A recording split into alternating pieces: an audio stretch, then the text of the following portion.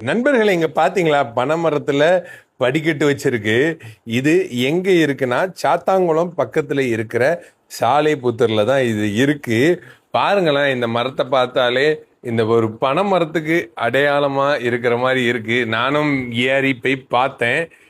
நமக்கு புதுசா ஏறினோன்னே கொஞ்சம் அது ஒரு பயமா தான் இருந்தது.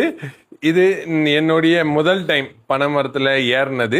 இது எதுக்கு இதை வச்சிருக்காங்க அப்படிங்கிறத அந்த அண்ணன்டே நம்ம கேட்போம். இங்க பாருங்க, பனைமரத்துல படி. இது ஒரு என்ன சொல்றது, இங்க பனைமரங்கள் அதிகமா இருந்தாலும் இந்த மாதிரி ஒரு விஷயம் புதுமை. நம்ம ஏரியா கிடையாது, உலகத்திலே இது புதுமை. நிறைய இதுல பனைமரத்துல கட்டை கட்டி பார்த்துருக்கேன். இந்த மாதிரி பனைமரத்துல படி வச்சு நான் பார்த்ததில்ல. இந்த அண்ணன் தான் அதை வச்சிருக்காங்க. ஏன் இது வச்சிங்க? உங்களுக்கு எப்படி இந்த மாதிரி வைக்கணும்னு தோணுச்சு? இது எதுக்கு தோணுச்சுன்னா, எங்கள் அப்பாவோட எங்கள் அப்பா லாஸ்ட்டான பணம் ஏறிக்கிட்டு இருக்காங்க. இதுக்கப்புறம் பனை தொழில விட போகிறோம் அப்படிங்கிற ஒரு இது வந்துச்சு.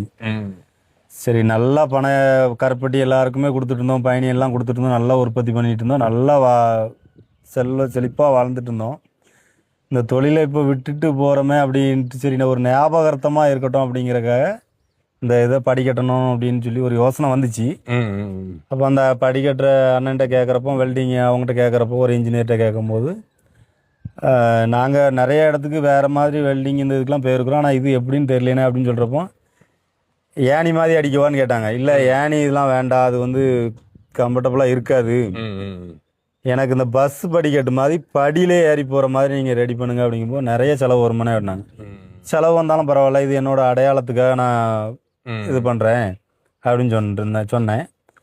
உடனே இவங்க ஃபஸ்ட்டு 48,000 வரானாங்க. திருப்பி எல்லாம் முடிச்சுட்டு 60,000 சொன்னாங்க. 60,000 ஆயிடுச்சு.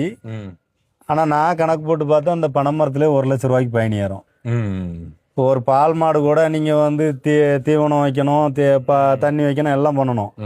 ஆனால் அந்த பனைமரத்துக்கு அந்த மாதிரி எதுவுமே பண்ண வேண்டியதில்லை. இந்த ஒரு டைம் செலவு தான். தண்ணி ஊற்றணும், உரம் வைக்கணும், அந்த மாதிரி எதுவுமே கிடையாது. நீங்கள் பாலையை சீவி விட்டிங்கன்னா அது பாட்டுக்கு பாலையை எடுக்கணும். பாலையை சீவி விட்டினா நீங்கள் மேலே பார்த்தீங்கன்னாலும் இப்போ தெரியும்.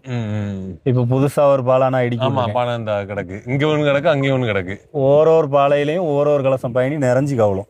10 பாலை இருக்குன்னா 10 கலசம் நிறைஞ்சு கவலும். 20 லிட்டர் ஆச்சு. இப்போ ஏற்கனவே உள்ளதெல்லாம் காய்ச்சி போச்சு. எனக்கு இப்போ புதுசாக 2 பாலை வருது.